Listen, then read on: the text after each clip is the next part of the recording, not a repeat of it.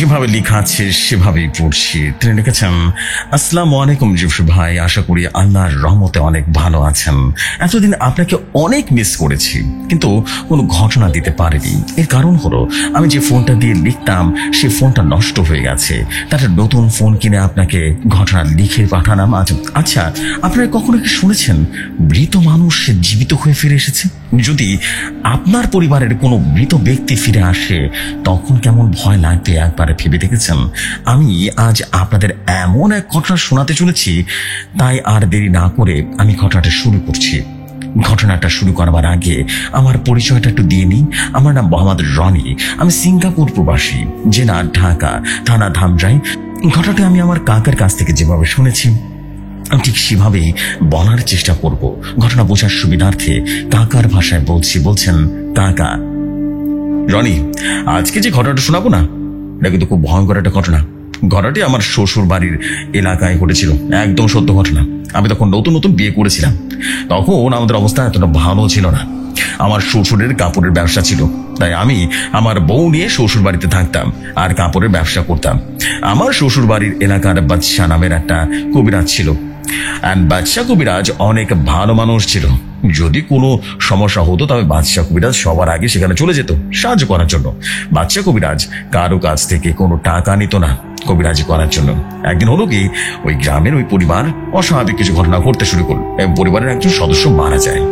লোক মুখে এরকম খবর শুনে বাদশা কবিরাজ সেখানে চলেও যায় এবং তার জানাজা শেষ করে বাড়িতে চলে যায় আর বলে, তোমাদের পরিবারে এত বড় একটা সমস্যা, তোমার তো ঘটনা ঘটে গেল আর আমাকে একবার জানালো না।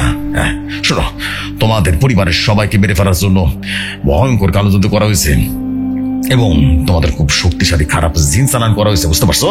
তখন ওই পরিবারের কর্তা লিটন মিয়া বলল, বাদশা ভাই, আপনি এসব কি বলতেছেন? আমার পরিবারের উপরে কে কালোজাদু করবে? বাদশা কবিরাজ তখন বলতে শুরু করলো, লিটন ভাই, আপনার পরিবারের উপরে কে কালোজাদু করেছে আমি এসব কিছু এখনো জানতে পারিনি। লিটন ভাই, আমি এখন চলে যাচ্ছি। আমি কাল ফজরের নামাজের পরে এসে আপনাকে সব জানাবো, কেমন? আর একটা কথা, রাতে কেউ ঘর থেকে বেরোবেন না কোনোভাবে না। এইটা বলে বাদশা কবিরাজ সেখান থেকে বাড়ি থেকে চলে যায় এবং রাতের তাহাজ্জুদের নামাজের পরে তার বন্ধু জিনকে স্মরণ করল। এর কিছুক্ষণ পর বাদশা কবিরাজের ঘরের ভেতরে সাদা একটা আলোক রশ্মি প্রবেশ করলো আর চারিদিকে সুগন্ধি যেন ভরে গেল। তারপরে সাদা আলো থেকে এক ছেলে যেন বেরিয়ে আসলো। বাদশা কবিরাজের সামনে বসে পড়লো আর সালাম দিয়ে বলল, আসসালামু আলাইকুম বাদশা, কেমন আছো তুমি? বাদশা, কোন সমস্যা হয়েছে নাকি? আমাকে ডাকার কারণ কি? বাদশা কবিরাজ বলল, ওয়ালাইকুম আসসালাম, আলহামদুলিল্লাহ ভালো আছি। সমস্যায় পড়ে আপনাকে স্মরণ করলাম। আমাদের গ্রামের লিটন মিয়ার পরিবারের উপর কালো জাদু করা হয়েছে। কে কালো জাদু করেছে, কেন করেছে, এটা কোনোভাবেই জানতে পারতেছি না, তাই আপনাকে স্মরণ করেছিলাম। আপনি একটু দেখেন না, একটু দেখে আসুন সবাই। আর কি কালো জাদু করেছে, কিভাবে বা নষ্ট করবে, একটু আমাকে একটু উপায়টা বলে দিন। তখন সে বন্ধু জিন বলল, বাদশা, আমাকে কিছুটা সময় দাও, আমি সবকিছু জেনে তোমাকে বলছি। তারপর বন্ধুজিন চোখ বন্ধ করলো আর কিছুক্ষণ পর বলতে শুরু করলো, বাদশা, লিটনের পরিবারের উপরে ভয়াবহ এক জিনকে চালান করা হয়েছে। আর এটা হয়েছে লিটনের মেয়ের জন্য। লিটনের মেয়ে স্কুল ফ্রেন্ডের সাথে সুন্দরবন বেড়াতে গিয়েছিল।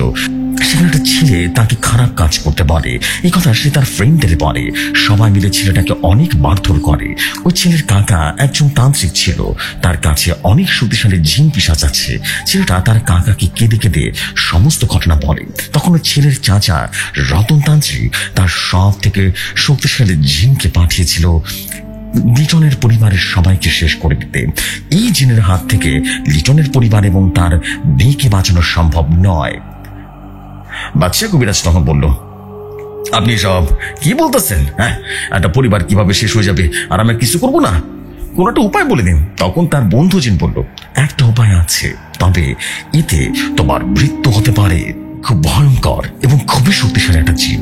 তুমি যদি এই জিনকে হাজির করতে পারো তাহলে আমি তোমাকে লিটনের পরিবার থেকে তাড়িয়ে দিতে পারবো। আর একটা কথা মনে রেখো, তুমি যদি ওই খারাপ জিনটাকে হাজির করতে ব্যর্থ হও তাহলে তুমি পাগল হয়ে যাবে, কিছুদিন পর মারা যাবে। মাথায় রেখো কথাটা। বাদশা কবিরাজ তখন বলল, বন্ধু, আপনি এটা নিয়ে চিন্তা করবেন না, আমি ওই জিনটাকে হাজির করতে পারবো। বন্ধু, আমি আজ রাতেই ওই জিনকে হাজির করতে চাই। বন্ধু জিন তখন বলল, তুমি জিনটাকে লিটনের উপরে হাজির করবে এবং তাবিজ লিটনের হাতে বেঁধে দেবে। আমি সময় মতো সেখানে চলে আসবো। আর একটা কথা, তুমি তোমার শরীরটা বন্ধ করে নেবে। বাদশা, আমি এখন চলে যাচ্ছি, রাতে সময় মতো চলে আসবো। তারপর আমার বন্ধুজন সেখান থেকে চলে যায়। ফজরের নামাজের পর আমি লিটন ভাইয়ের বাড়িতে চলে গেলাম আর বললাম, লিটন ভাই, লিটন ভাই, বাড়িতে আসেন নাকি? আমি অনেকক্ষণ ডাকাডাকি করার পরে কেউ যেন কোনো কথা বলো না। তখন আমি দেখি ঘরের দরজাটা খোলা। তাই আর দেরি না করে ঘরের ভিতরে গিয়ে দেখি সবাই অজ্ঞান হয়ে পড়ে আছে। আমি জানো পানি ছিটিয়ে সবার জ্ঞান ফেরালাম আর বললাম, লিটন ভাই, কি হয়েছে আপনার? আপনারা সবাই অজ্ঞান হয়ে পড়েছিলেন কেন? তখন লিটন ভাই কাঁদো কাঁদো কণ্ঠে বলল, বাদশা ভাই, কাল রাতে বাইরে অনেক কান্নার আওয়াজ আসছিল। আপনি তো আমাদের রাতে বাইরে তো মানা করে দিয়েছিলেন, কিন্তু তারপর আমরা কেউ বের হইনি। এরপর আমাদের ঘরের চালের উপর অনেক শব্দ হতে লাগলো। তখন আমি বাইরে এসে দেখি চালের উপরে শিয়ালের মতো একটা প্রাণী। দেখতে শিয়ালের মতো হলেও চোখ ছিল একদম লাল টকটকে। মনে হচ্ছিল প্রাণীটা বেশ রেগে আছে এবং প্রাণীটি ঘরের চালে আঘাত করছিল। তখন আমার পুরো ঘর রীতিমতো কেঁপে ওঠে। যেমন ভূমিকম্প হলে হয় ঠিক তেমনই। তাই আমি বাঁশ দিয়ে প্রাণীটিকে আঘাত করি, আর তখন প্রাণীটা এক লাফ দিয়ে ঘরের চাল থেকে নেমে আসে আর ভয়ঙ্কর এক দানবে পরিণত হয়। দানবটাকে দেখে আমার গলা শুকিয়ে যায়, কারণ দানবটা দেখতে অনেক ভয়ঙ্কর ছিল আর চোখের আকার ছিল মানুষের সমান, আর মাথাটা কেমন যেন পুরো আকাশ ছোঁয়া ছিল। তখন আমি রীতিমতো দৌড় দিয়ে ঘরের ভেতরে চলে আসি আর দানবটা ভয়ঙ্কর কণ্ঠে বলে উঠল, লিটন, জানোয়ারের বাচ্চা, তুমি আমাকে আঘাত করেছিস, এর জন্য সবাই মরবি। আমি এখানে শুধু তোর পরিবারের সবাইকে শেষ করতে এসেছিলাম, কিন্তু তুই আমাকে আঘাত করেছিস, তাই আমি তোদের পরিবারের সবাইকে মেরে ফেলবো, গ্রামকে আমি শেষ করে দিব। কাল থেকে তোর পরিবারের একজন একজন করে মারা যাবে। বিশ্বাস করেন বাচ্চা ভাই, ওই দানব জিনটার কণ্ঠটা এতটা ভয়ঙ্কর ছিল, আমরা সবাই রীতিমতো ওই কণ্ঠে অজ্ঞান হয়ে যাই।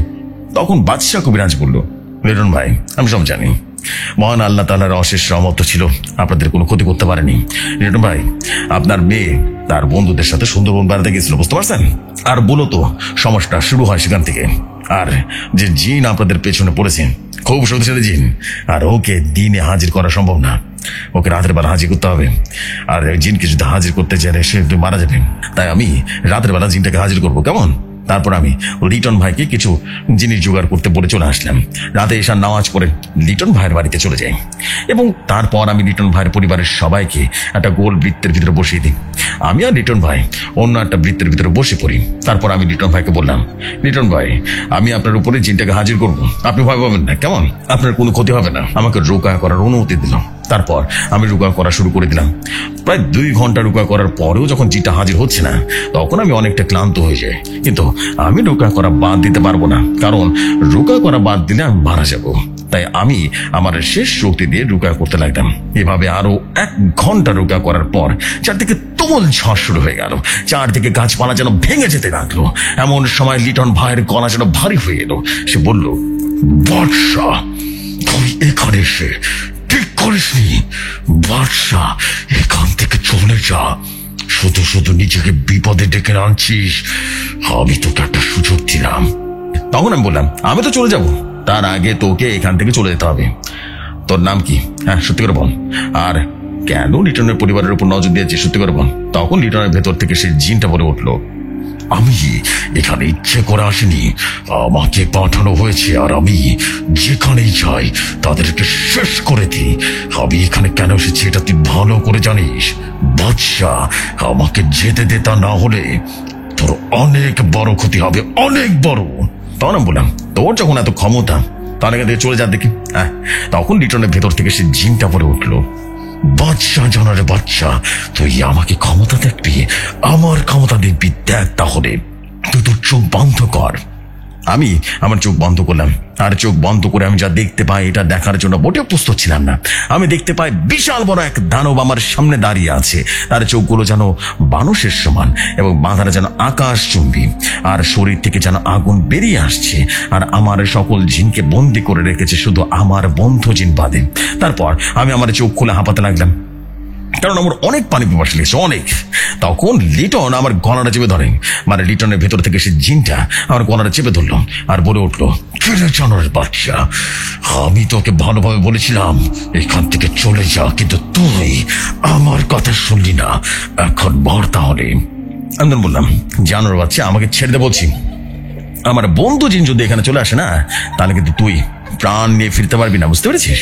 তখন সে লিটনের ভেতর থেকে সে জিন বলে উঠলো, তাই নাকি রে জানোর বাচ্চা, ডাক তোর বন্ধুকে ডাক, আমিও দেখবো কে সে, কতটা ক্ষমতাশালী। তারপর চারদিকে আলো করে সে বন্ধু জিন চলে আসে, আর লিটনের ভেতর থেকে সে জিনটাকে সজোরে একটা লাথি মারলো। বন্ধু জিন বলল, তোর এত বড় সাহস, তুই আমার বন্ধুর গলা চেপে ধরিস? দেখি তোর কত ক্ষমতা, আমার সামনে আমার বন্ধুকে মেরে দেখা।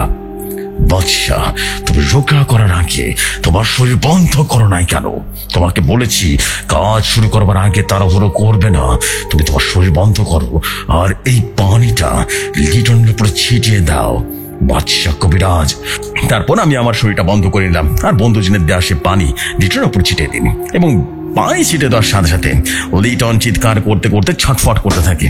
আমি আর আমার বন্ধু জিন মিলে দানবের মতো দেখতে জিনটাকে অনেক অনেক কষ্ট দিই। একটা পর্যায়ে জিনটা বলে উঠল, বাদশা, আমি চলে যাচ্ছি, পারলে আমার হাত থেকে লিটনের পরিবারকে বাঁচিয়ে দেখা। একটা কথা বলে রাখবি, আমাকে কষ্ট দেওয়ার জন্য আমি তোকে আর তোর পরিবারের সবাইকে শেষ করে দেব। এই বলে সে জিনটা সেখান থেকে চলে যায়। তখন আমি ভয় পেয়ে যাই, কারণ আমার বৃত্তের ভেতরে সে জিনটা কেমন করে বেরিয়ে গেল। তখন আমি আমার বন্ধু জিনকে বললাম, কি হলো, জিনটা ভেতর থেকে কিভাবে বেরিয়ে গেল? তখন আমার বন্ধু জিন বলল, বাদশা, আমরা যা মনে করেছিলাম আসলে তা নয়। এই জিনটা আমাদের ভাবনার থেকেও বেশি শক্তিশালী, তাই এখান থেকে চলে যেতে সক্ষম হয়েছে। আমি তোকে না করেছিলাম এই কাজটা করতে না, কিন্তু তুমি আমার কথা শুনলে না। বাদশা, এই জিনের সাথে আমি একা পারবো না, তোমাকে অন্য কারো ব্যবস্থা করতে হবে, নয়তো অনেক বড় ক্ষতি হয়ে যেতে পারে। আর আমি এখন ফিরে যাচ্ছি, কোন সমস্যার সমাধান পেলে চলে আসবো। তারপর আমার বন্ধু জিন সেখান থেকে চলে যায়, আর আমিও লিটনদের কিছু তাবিজ দিয়ে চলে আসি, আর বলে যায় 3 দিন পর আমি আবারও আসবো। 2 দিন পর একজন লোক এসে বলল, লিটন আর তার পরিবারের সবাই মারা গেছে। এই কথা শুনে আমার মাথায় যেন আকাশ ভেঙে পড়লো। আমি দৌড়ে লিটনের বাড়িতে চলে যাই, গিয়ে দেখি ছিন্ন ভিন্ন হয়ে পড়ে আছে লিটনের লাশ। তাদের জানাজা পরে আমি বাড়িতে চলে আসলাম। নিজেকে খুব অপরাধী লাগছিল, আমি লিটনের পরিবারকে বাঁচাতে পারলাম না। আমি আমার বন্ধু জিনকে ডাকলাম, কিন্তু সে আসলো না। এই প্রথম সে আমার ডাকে সাড়া দিল না। খুব বাধা বাধা করছিল, তাই একটু ঘুম লাগলাম, ঘুমিয়ে পড়লাম। তখন আমার স্বপ্নে জিনটা আসলো, আর দানব জিনটা বললো, কিরে বাচ্চা, লিটনের পরিবারকে বাঁচাতে পারলি না, আমি তোর লিটনের পরিবারকে শেষ করে দিয়েছি, এখন তোর পরিবার সবাইকে শেষ করে দিব, পারলে বাঁচিয়ে দেখা। তারপর আমার ঘুমটা ভেঙে যায়। আমি আমার বন্ধুজনকে ডাকলাম, কিন্তু সে কেন জানি সেদিন আসলো না। এভাবে 2 দিন কেটে যায়। আমি একটা কাজে বাইরে চলে যাই, সেখান থেকে ফিরতে ফিরতে রাত হয়ে যায়। আমি যখন আমার গ্রামের কাছাকাছি আসি, তখন আমি দেখি রাস্তার মাঝখানে সে দানব আকারের জিনটা দাঁড়িয়ে আছে। তখন আমি আমার বন্ধুজনকে স্মরণ করলাম, কিন্তু সে কেন জানি আসছিল না। আমি বুঝতে পারছিলাম না, ভয়ে আমি দোয়াদরুদ করতে থাকি। তখন দানব আকারের সেই জিনটা বলে উঠলো, কিরে বাচ্চা জানোয়ার, আমাকে দেখে ভয় পাচ্ছিস? আমি তোকে আগে বলেছিলাম তুই আমাকে কষ্ট দিস না, এর ফলাফল ভালো হবে না। তুই কি ভেবেছিস তোর বন্ধু কেন আসছে না? আসবে কিভাবে রে?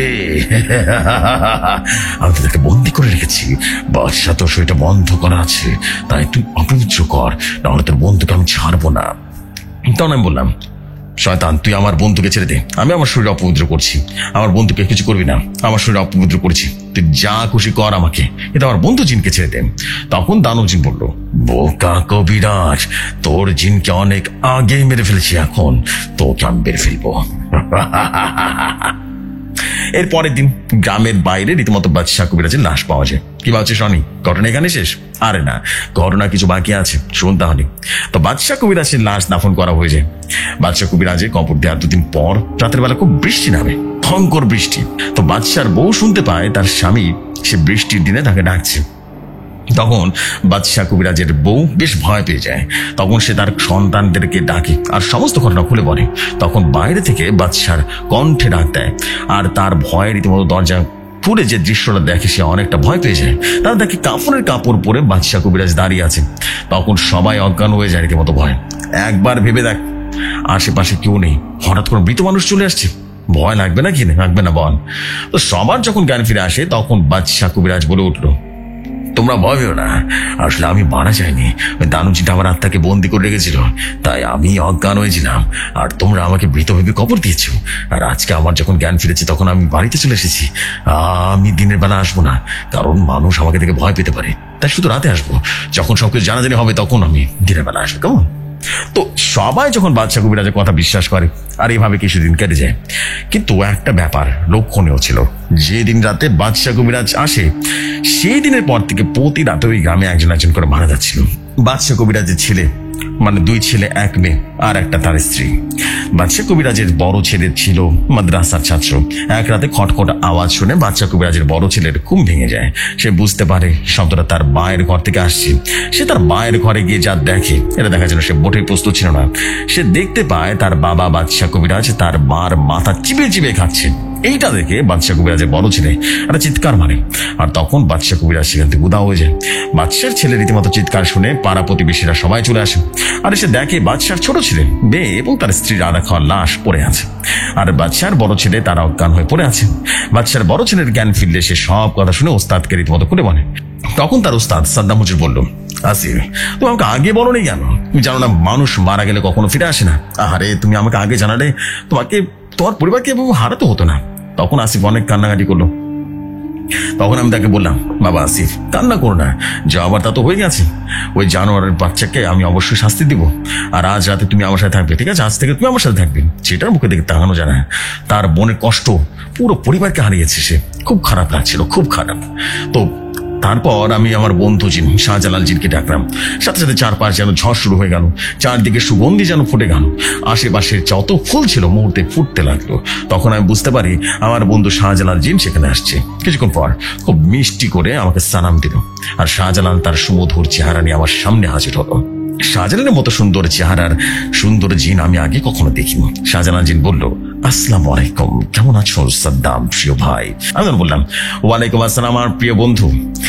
আমি ভালো নেই, বড় বিপদে পড়ে তোমাকে স্মরণ করেছি। তখন শাহজালাল জিন বলল, কেন বন্ধু, কি সমস্যা হয়েছে? আমাকে সমস্ত ঘটনা খুলে বলুন। তারপর আমি আমার বন্ধু শাহজালাল জিনকে সমস্ত ঘটনা খুলে বললাম। তখন শাহজালাল জিন খুব রাগান্বিত হয়ে বলল, জানোয়ারটার এত বড় সাহস, আল্লাহর সৃষ্টি সেরা জীব আশরাফুল মাখলুকাতের ক্ষতি করে। তুমি জানোয়ারটাকে এখানে এখনই হাজির করবে। আমি চলে যাচ্ছি, আমি এখানে থাকলেও আসবে না। তুমি জানোয়ারটাকে হাজির করো, আমি আসবো। তারপর আমি খারাপ জিনটাকে হাজির করলাম। কি সে ভয়ঙ্কর, কতটা ভয়ঙ্কর হতে পারে! যে কোনো মানুষ রীতিমতো তার আকার দেখলে ভয় স্ট্রোক করে মারা যাবে। দানব আকারের খারাপ জিনটা গাড়ি দিতে লাগলো আর বলল, জানোর বাচ্চা, তুই আমাকে দিনের বেলা কেন হাজির করেছিস? তুই জানিস না দিনের বেলা আমি আসি না, দিনের আলোতে আমার কষ্ট হয়, আর আমাকে কষ্ট দেওয়ার জন্য তুই মরবি। আমি বললাম, আমার নিয়ে তো চিন্তা করতে হবে না, আমার মন দেখে আসলে তুই নিজের জান বিকাশ যাবি, বুঝতে পেরেছিস? আর এই পরিবারকে কেন মারলি বল? তখন দানবজিৎ বলল, আমি বলেছিলাম আমার কাজে বাধা দিস না, কিন্তু বাদশা কবিরাজ আমার কথা শুনেনি, আমাকে কষ্ট দিয়েছে, তাই আমি ওকে আর ওর পরিবারের সবাইকে ক্ষতি করেছি। এখন বাদশার বড় ছেলেকে আর তোকে মারবো। আমি বললাম, তাই নাকি? জানোয়ার বাচ্চা, আমার সামনে তুই আমার বন্ধু সাদ্দামকে মারবি? সাহস থাকলে আমার বন্ধুকে মেরে দেখা।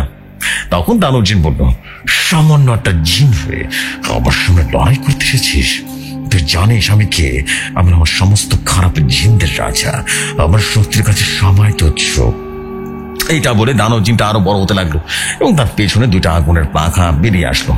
তখন দানব আকারের রীতিমতো সেই জিনটা জোরে জোরে হাসতে লাগলো। দানব জিন বলল, কে রে, ভয় পেলি নাকি?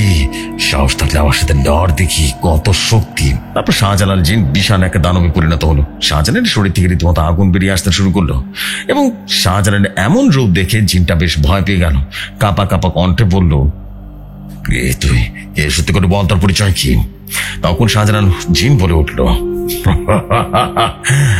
আমার সামনে এসে আমাকে জিজ্ঞেস করছিস আমি কে? আমার সাথে লড়তে পারবি তো? আমি কি সেটা শোনার পর তুই আমার সাথে লড়তে পারবি তো? আমি হলাম জিনদের রাজা শাহজালাল জিন, দেখি তোর কত ক্ষমতা, আমার সাথে লড়। দানবজিৎ বলল, আপনি শাহজালাল? আমার ভুল হয়েছে, ক্ষমা করে দিন। আমি জানতাম না আপনি এখানে আসছেন, তাহলে আমি এই গ্রামে কোনোদিন আসতাম না। শাহজালাল জিন বলল, তোমাকে করবে ক্ষমা, তোকে মাফ করলে আল্লাহ আমাকে কোনোদিন ক্ষমা করবে না। তুই অনেক মানুষকে মেরেছিস, তাই মৃত্যুর জন্য প্রস্তুতি নিয়ে ফেল। তারপর শাহজালাল জিন এবং দানবটাকে রীতিমতো নিজের হাতে বুটে চাপ দিল, আর মুহূর্তে সেখানে ভ্যানিশ হয়ে গেল। তো এরপর সবকিছু স্বাভাবিক হয়ে যায়, সেই গ্রামবাসী সুস্থ হয়ে যায়, আর কোনো মৃত্যু হয়নি। রনি, এই ছিল আজকের ঘটনা। ছোট ছোট কারণে মানুষ কত ভুল সিদ্ধান্ত নিয়ে ফেলে, তাই এই সব থেকে আমরা সবসময় বিরত থাকবো। যে সময় আমার ফোন নষ্ট থাকার কারণে ঘটনা লিখতে পারিনি সে সময়। আসলে একবার যারা ভৌতিক কথার প্রেমে পড়ে যায় তারা ভৌতিক কথাকে কোনো দিন ভুলতে পারবে না। যেমন আমি জানি না ঘটনাটা কেমন হয়েছে, ভুল ত্রুটি হলে ক্ষমার দৃষ্টি দেখবেন আর আপনার মতো করে গুছিয়ে পড়বেন। আজকে মতো বিদায় নিচ্ছি, আমি রনি। সবাইকে সালাম, আসসালামু আলাইকুম।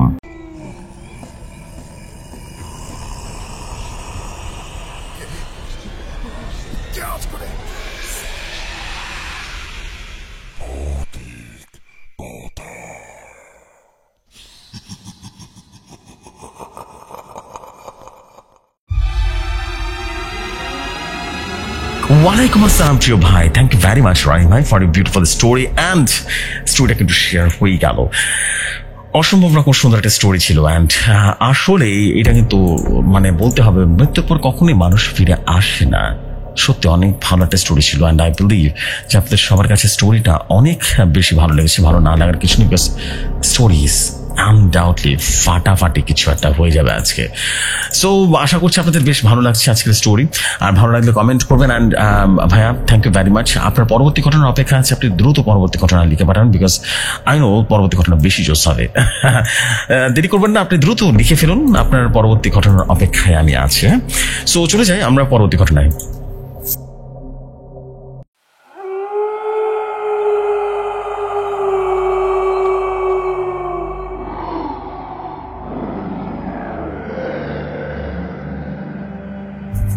যেভাবে লেখা আছে সেভাবেই পড়ছি। তিনি লিখেছেন, আসসালামু আলাইকুম প্রিয় জেফরি ভাই এবং সম্মানিত লিসনার্সগণ, আশা করি আল্লাহর রহমতে সকলে ভালো আছেন। প্রিয় জেফরি ভাই, আপনার সুন্দর সুমধুর কণ্ঠে ভৌতিক কথা না শুনলে কেন যেন মনে হয় ঘুমিয়ে আসছে না এবং অসম্ভব রকম ভালো লাগে।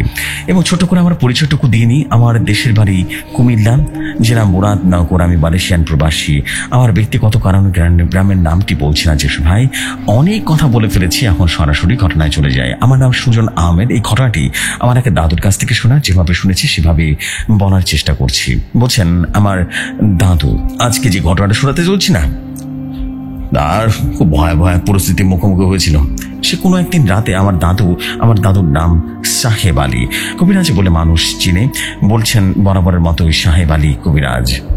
ভালো কথা, ওনার একমাত্র জিন ছিল। আমারও বলছেন সাহেব আলী কবিরাজ। দাদু বুঝলি, আমার সেই বয়স তখন 40 কিংবা 42 হবে। সেই সময় আমি কবিরাজ চিকিৎসা করতাম, অনেক নাম কামিয়েছিলাম।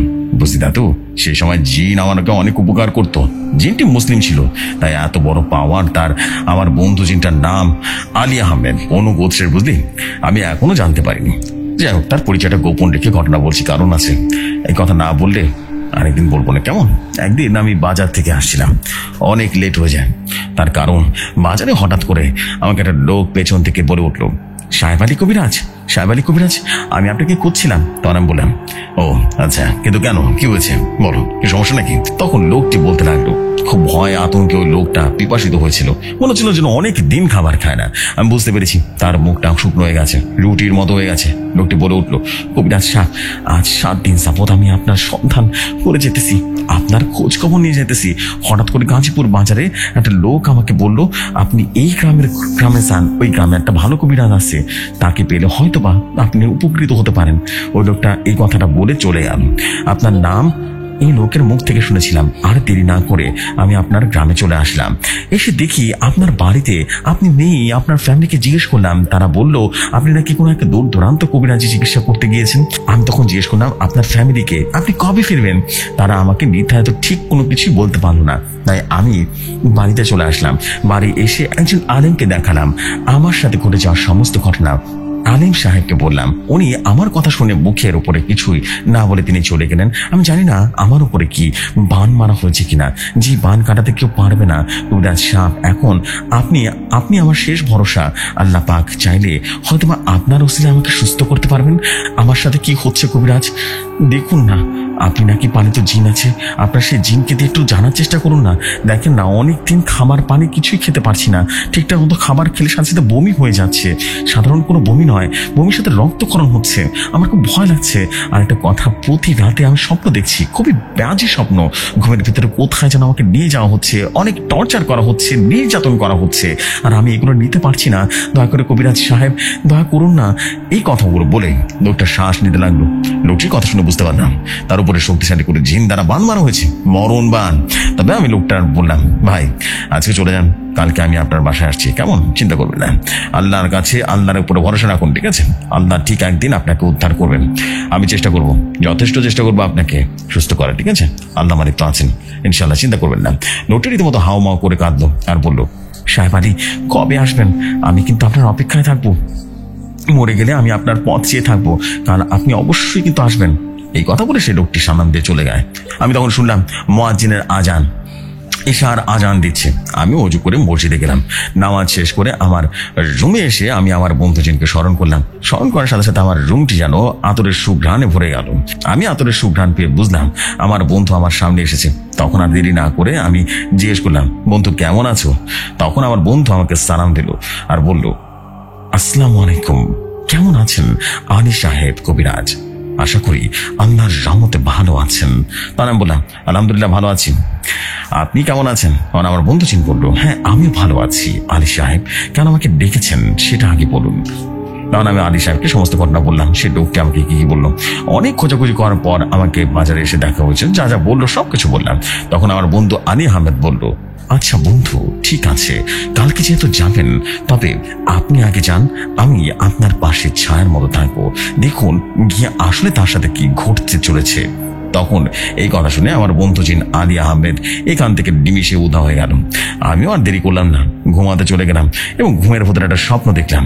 ওই জিনকে আমাকে হুমকি দিচ্ছে, সাহেব আলী, যদি তুই ওই বাড়িতে আসিস তাহলে তোর মৃত্যু নিশ্চিত, আর নিজের ভালো চাস তো এখান থেকে আসার নাম নিবি না, তোকে সাবধান করে দিলাম। এই কথা বলে সে জিনটি কোথা থেকে যেন চলে যায়, আমার সাথে মিলিয়ে যায়। আর কোনোভাবে রীতিমতো ঘুমিয়ে পড়লাম। সকালবেলায় ফজরের নামাজ পড়ে আমি তার বাড়ির উদ্দেশ্যে রওনা দিলাম। অনেকটা দূর যাওয়ার পর আমি ওই লোকটির একটা কথা জিজ্ঞেস করতে ভুলে গেছিলাম। তার গ্রামের নামটি আমার জানা ছিল না। আমি আমার বন্ধু জিনকে আলী আহমেদকে স্মরণ করলাম। আলী আহমেদ আসে রীতিমতো সাথে সাথে আমাকে এসে হাজির হলো আর আমাকে বলল, বন্ধু তুমি চিন্তা করো না, গাজীপুর বাড়ির সেই সম্পূর্ণ বাড়ির অ্যাড্রেস আমাকে আহমেদের জিন এসে দিয়ে গেছে। আমি আর দেরি না করে আমার বন্ধু জিন আলী আহমেদের কথা মতো সেই বাড়িতে গিয়ে পৌঁছলাম এবং উঠানে পা রাখতে বুঝলাম যে আমার জন্য বাড়ির উঠানে রীতিমতো চেয়ার পিছিয়ে রেখেছে। আমাকে দেখে দৌড়ে এসে রীতিমতো ধরে বলল, আচ্ছা আপনি এসেছেন, আমার যে কি শান্তি লাগতেছে না, আমি বোঝাতে পারবো না, দয়া করে এই করে ঘরে আসেন।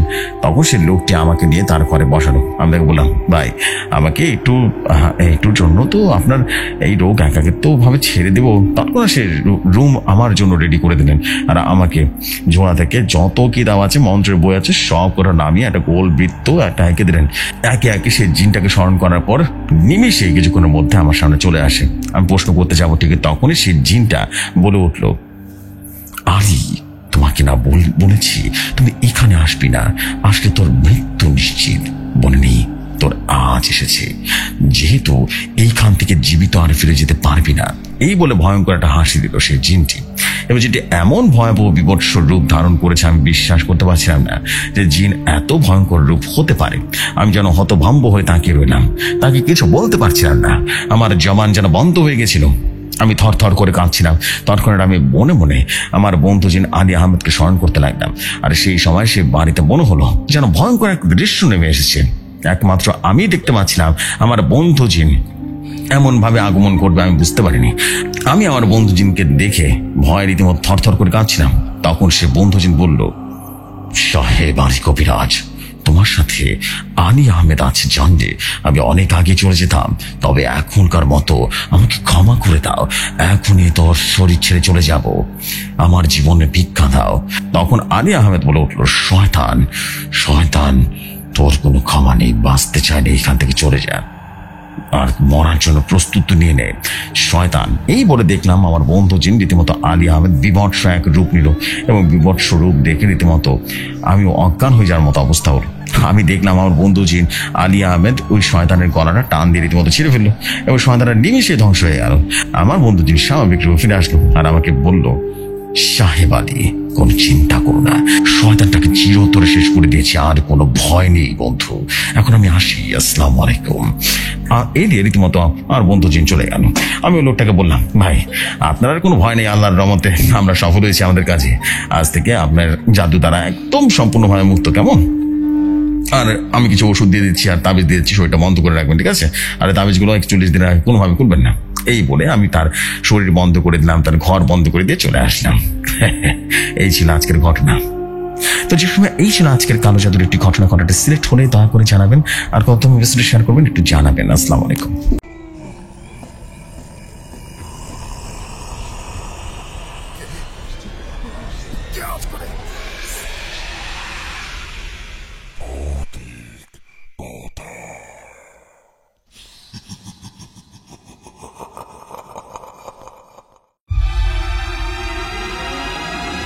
ওয়ালাইকুম আসসালাম প্রিয় ভাই, thank you very much for story. But ভাই সত্যি কথা বলতে আপনার স্টোরি অনেক বেশি হজবরল ছিল, কোনো দাড়ি কমার বালাই ছিল না, পড়তে হিউজ কষ্ট হয়েছে আমার, ধন্যবাদ আপনাকে। বাট ভাই একটু দয়া করবেন আমার উপরে, রিকোয়েস্ট ভাই, এটা আপনাদের সবার উপরে রিকোয়েস্ট, আপনারা যা যা ঘটনা পাঠান একটু ভাই রিকোয়েস্ট করবো যে রিভিশন দেবেন, যে কোথায় দাড়ি কমা দিচ্ছেন না দিচ্ছেন, বিকজ আপনাদের সবার স্টোরি আমি শেয়ার করি, এমন কেউ বলতে পারবে না যে ফ্রিফ্লাই কারোর স্টোরি শেয়ার করছে না, আমি স্টোরি পাঠিয়ে রাখছি, স্টোরি শেয়ার হয় না, এরকম কোনোদিন হয়নি, হবেও না সামনে।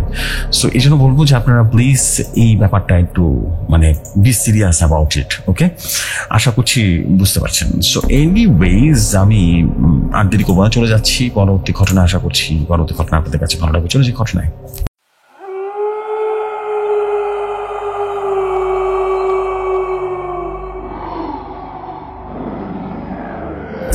যেভাবে লেখা আছে সেভাবেই পড়ছি। আসসালামু আলাইকুম রহমতুল্লাহ বারকাতুহু। জসু ভাই, এবার আসতে চলেছে এক নতুন গল্প, আর নাম দিতে পারেন বন্ধুর মৃত্যুর প্রতিশোধ, বা এক কবিরাজের মৃত্যু আর কবিরাজের জন্ম, আর না হলে দিতে পারেন জিনের বন্ধুত্ব। চলুন আর কথা না বলে চলে যাই মূল ঘটনাতে। বলছেন সামাদ কবিরাজ, বুঝলি দাদু ভাই, আমি এক গার্মেন্টসে জব করতাম। একদিন রাতের বেলা হঠাৎ স্বপ্নে দেখলাম একটা অবুব আমাকে বলছে, কিরে সামাদ, তুই কি ঘুমাচ্ছিস? ঘুমা, আর তোর এদিকে কি হচ্ছে জানিস? ফোন দে গ্রামের বাড়িতে, আর কথা বল, জিজ্ঞেস কর কি হচ্ছে তোদের বাড়িতে।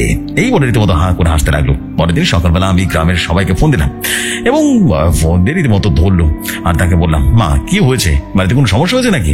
আমি স্বপ্নে একটা ভয়ঙ্কর স্বপ্ন দেখলাম, কি হয়েছে বলো তো, কোনো সমস্যা হচ্ছে নাকি? তখন মা বললো, বাবা তোর ছোট ভাই আছে না, সে তার পা ভেঙে ফেলেছে, কিভাবে তা হয়েছে কিছুই বলতে পারে না। তখন আমি বললাম, ও আচ্ছা মা, ওকে হাসপাতালে নিয়ে যাও, আর এক্সরে করে দেখি কি অবস্থা আছে পায়ের হাড় কর, ঠিক আছে? এই বলে ফোনটা রাখলাম। আমি নামাজ পড়তে গেলাম, ফজরের নামাজ পড়ে অফিসের ডিউটি শেষ করে আবারও বাসাতে আসলাম, এবং বাসাতে এসে গোসল করে রীতিমতো খাওয়া দাওয়া করে এশার নামাজ পড়ে একটু একটু করে বাইরে ঘোরাঘুরি করতে লাগলাম। এবং কয়েকটা দিন কেটে গেল। একদিন বৃহস্পতিবার রাত্রিবেলা গার্মেন্টসের সব বন্ধু বান্ধব মিলে বলছিলাম, আমাকে একটা বন্ধু বললো, কিরে সামাদ, কালকে আমরা বুড়িগঙ্গা নদীতে গোসল করতে যাবো, কি কস? আমি বললাম, ঠিক আছে, সমস্যা নেই, আমি যাবো, কোনো সমস্যা নেই। সবাই মিলে একটা অটো ভাড়া করে নিলাম, নিয়ে চলে গেলাম বুড়িগঙ্গা নদীর পাড়ে।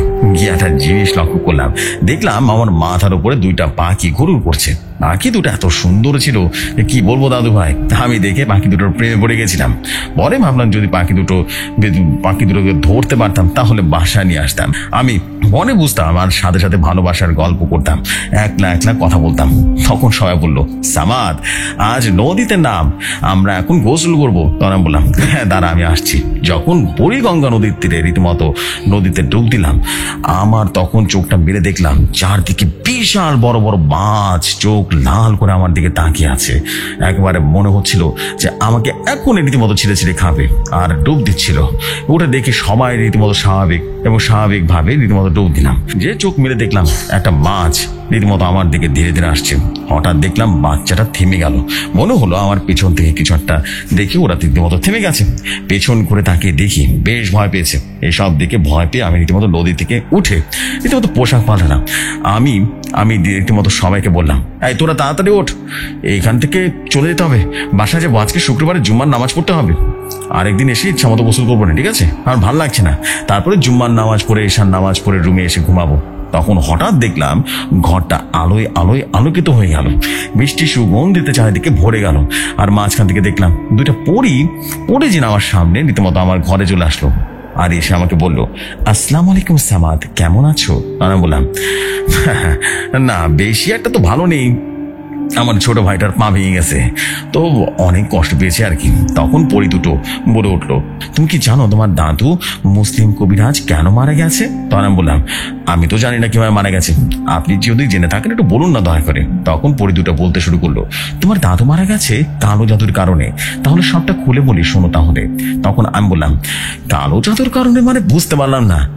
না, কেই বা করলো এরকম, আমার দাদুর উপরে কালো জাদু করবে, আর কেনই বা করবে? হ্যাঁ, আর তার থেকে বড় কথা হচ্ছে আমার দাদু তো অনেক বড় কবিরাজ ছিল, তাকে তো কালো জাদু করে মানা অসম্ভব। তখন পরিধিটা বললো, তোমার দাদু ভাই আছে না, সে কালো জাদু করেছে, কালো জাদু করে তোমার দাদুকে মারছে, আর এখন সে কালো জাদুর প্রভাবে তোমাদের উপরে পড়ছে। তাহলে শোনো সবগুলো, আমি এখনই তোমাকে বলছি।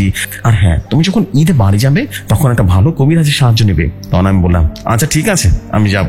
তার আগে বলেন আপনারা কারা আর কেন এসব বলছেন আমাকে বলুন তো। তখন সে পরীগুলো বলতে শুরু করলো, আমি আয়েশা পরী, তোমার ছোট বোনের কারিন জিন। আর আমার পাশে দেখছো না, ওর নাম হচ্ছে হুমায়রা, ওগুলো আমার বান্ধবী পরী, যে আমরা সবসময় তোমার দাদুর সাথে ছিলাম। আর আমরা সবাই মিলে আমাদের রাজ্যে একটা অনুষ্ঠান হয়, আমরা সবাই ওই অনুষ্ঠানে চলে যাই। আর যত দাদু তোমার সামনে জিন পড়েছিল সবাই মিলে ওই অনুষ্ঠানে দাওয়াত খেতে যায়। আর এই সুযোগেই তোমার ছোট দাদু সদ্য ব্যবহার করে কালো জাদু করে, আর এর মাঝে পুরো বাড়িটা নাপাক করে দেয়। আর তার কারণে আমরা এই বাড়িতে প্রবেশ করতে পারিনি। কিন্তু দুটি জিন এখন এই বাড়ির মধ্যে মন্দি আছে, আর দুটা পিশাচ সেই তোমাদের বাড়িতে যত বিপদ হয় সব থেকে তোমাদেরকে বাঁচাচ্ছে। বাড়ির বাইরে যারা আছো তাদেরকে আমরা বাঁচাচ্ছি। সামাদ, তোমাকে এই কাজটা সম্পন্ন করতে হবে, তোমার দাদুর মৃত্যুর প্রতিশোধ দিতে হবে, আমার বন্ধু মুসলিম উদ্দিন কবিরাজের প্রতিশোধ দিতে হবে। তোমার সাথে আমরা থাকবো না, তোমার সাথে আরো লাখ লাখ হাজার হাজার জিন থাকবে, তুমি কল্পনাও করতে পারবে না তোমার দাদু কত বড় কবিরাজ ছিলেন। আচ্ছা, আমরা এখন যাই, আর একজনকে নিয়ে আসছি, তুমি প্রস্তুত থাকিও। তখন আমি বললাম, আচ্ছা আচ্ছা, সমস্যা নেই, আপনারা যান, গিয়ে আসেন, আমি নফল নামাজ পড়ছি, কেমন? এই বলে চলে গেল। আমি 2 রাকাত নফল নামাজ পড়লাম। নামাজ পড়ে পিছনে তাকিয়ে দেখি 3 জন আমার পেছনে দাঁড়িয়ে আছে। সবাইকে উদ্দেশ্য করে বললাম, আসসালামু আলাইকুম রহমতুল্লাহি বারাকাতুহু, সবাই কেমন আছেন? সবাই বললো, ওয়ালাইকুম আসসালাম, ভালো আছি, তুমি কেমন আছো? তখন আমি বললাম, আলহামদুলিল্লাহ, আমিও ভীষণ ভালো আছি। তো কি, হ্যাঁ, কিছু বলবে নাকি আমায়? হ্যাঁ।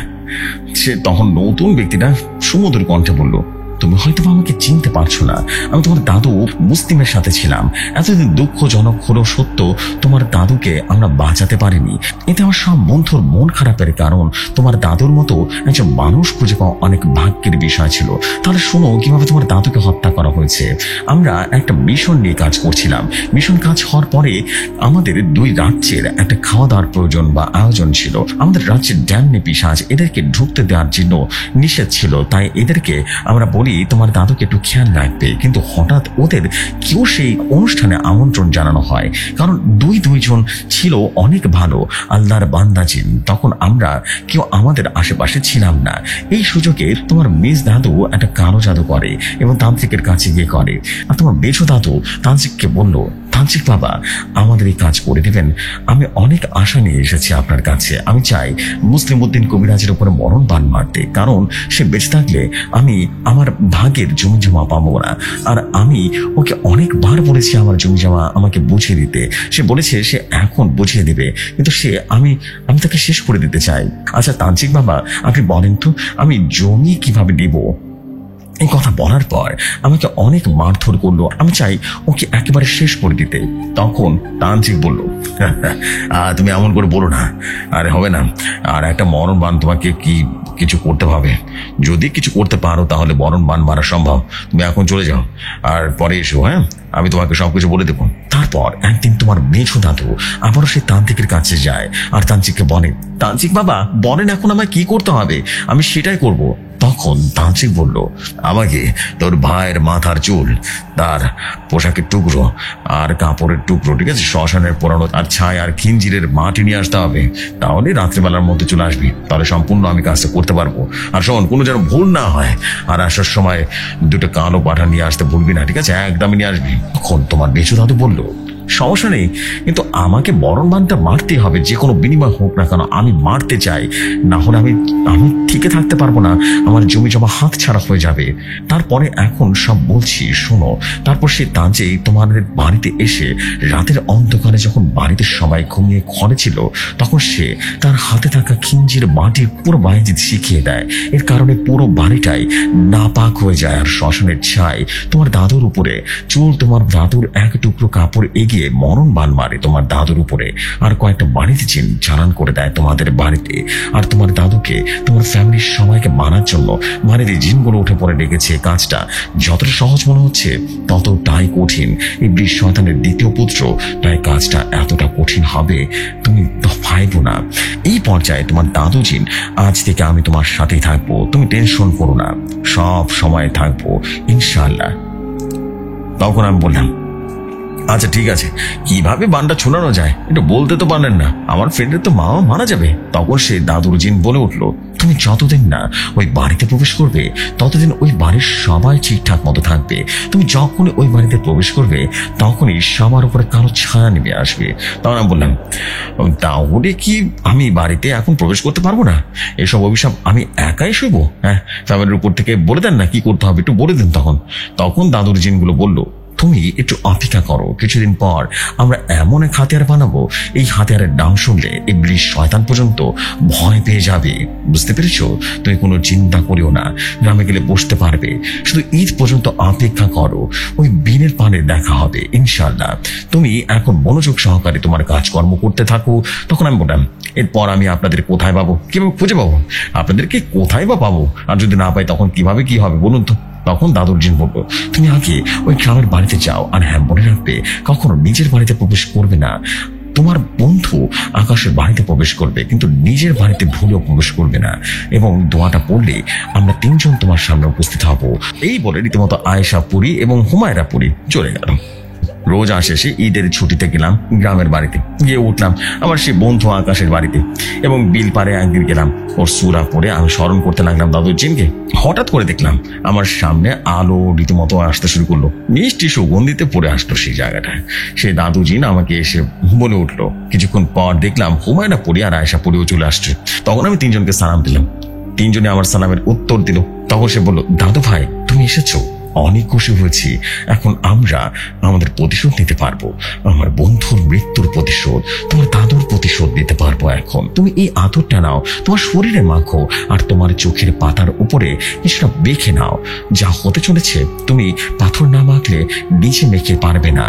দাদু ভাই তাদের আদরটা মেখে নাও, তারা আসতে চলেছে, চোখটা বন্ধ রেখো, যখনই চোখ করতে বলবো তখনই তুমি খুলবে। আমি ভদ্র ছেলের মতো সে আঠালো জিনিসটা রীতিমতো অনুভব করতে লাগলাম। মনে হচ্ছিল আকাশ পাতাল ভেদ করে কিছুটা আসছে, অদ্ভুত কিছুটা আসছে। জেফরি ভাই আজ এই পর্যন্ত এই ঘটনাটার বাকি অংশ আমি লিখে দিলাম, বাকি অংশ আপনি আগামীকাল শেয়ার করে দিবেন। এই হচ্ছে ঘটনা, পরীর ঘটনা। ভালো লাগবে পড়ে শোনাবেন। আমি রুহুল আমিন বলছিলাম।